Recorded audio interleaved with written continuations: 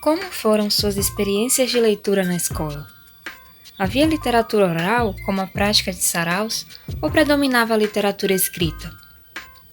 Em seus livros didáticos já apareceram nomes como Machado de Assis e José de Alencar? E nomes como Ferrez e Sérgio Vaz? Se a sua resposta foi sim para a primeira pergunta e não para a segunda, nós te convidamos a pensar sobre as leituras feitas na instituição escolar, em um gênero que costuma ficar de fora desse processo, a literatura marginal periférica. A maioria de nós já leu algum clássico na escola, Dom Casmurro, o Guarani, Senhora.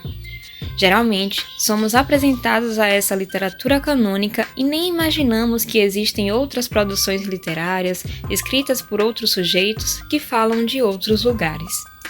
E assim vamos sendo formados como leitores, dentro de um jogo em que relações de saber e poder vão sutilmente determinando quem e o que podemos ler. E a escola é um lugar que tem bastante autoridade para isso.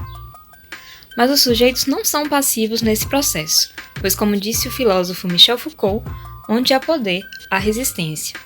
E é por isso que a leitura também pode ser usada como prática de resistência. Trazemos como exemplo o Sarau dos Mesquiteiros, projeto idealizado pelo professor Rodrigo Ciríaco, que levou a literatura marginal periférica para uma escola da Zona Leste de São Paulo. O próprio uso do termo marginal já indica que algo está à margem e algo está ao centro. Ao levar essas produções para suas aulas, Ciríaco resiste à ordem do discurso de leitura predominante na escola, de que lá é lugar para se ler apenas clássicos. Mais do que isso, por ser uma escola localizada na periferia, a leitura dessas obras reflete também na constituição dos alunos enquanto sujeitos periféricos, reafirma suas identidades e estimula de forma mais direta a produção escrita deles. Ciríaco se inspirou em suas próprias experiências literárias. Ele frequentava o Sarau Cooperifa, um dos mais importantes da periferia de São Paulo, que, idealizado pelo poeta Sérgio Vaz, atua há mais de 20 anos levando a leitura para espaços não convencionais, como o bar onde os encontros acontecem. Para Vaz, em momentos como esse, a poesia desce do pedestal e beija os pés da comunidade.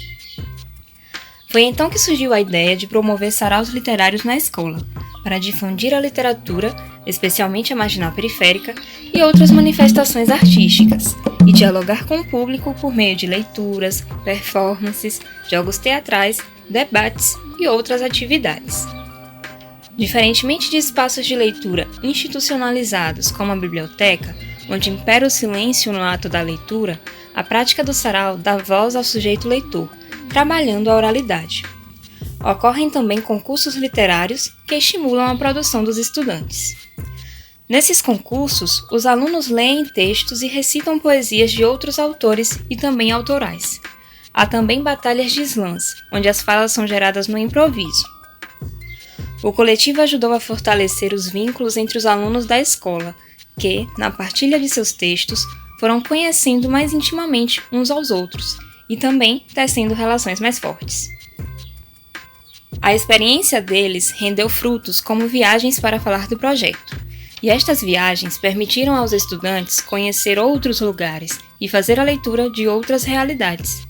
Essa leitura não é somente verbal, vai muito além dela, é a leitura do mundo e também de si. Houve também a publicação de alguns livros, como a antologia Pode Pá, que é Nós que Tá, em 2012, que também pertence à literatura marginal periférica. Nesses tempos de pandemia, o sarau continua acontecendo, mas de forma online, pois é muito importante manter os cuidados para não contrair nem propagar o vírus. Então, é preciso reinventar o modo como os encontros do sarau acontecem, pois uma coisa é certa, a leitura não pode parar. E nesse tempo de ensino remoto, os alunos leem e produzem em casa e expõem os aprendizados nos encontros virtuais. Afinal de contas, é preciso honrar o lema do coletivo, inspirado no clássico Os Três Mosqueteiros, um por todos e todos por um. Projetos como esse nos mostram que é possível levar literaturas vistas como marginalizadas para a sala de aula e dar a elas visibilidade, levando-as da margem ao centro, apresentando aos alunos outras formas de ler, nem sempre ligadas às produções verbais e canônicas já muito recorrentes no espaço escolar.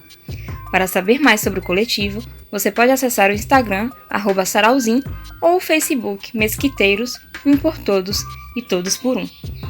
Você também pode conhecer mais sobre a literatura marginal periférica e outras leituras que não recebem o prestígio dos clássicos.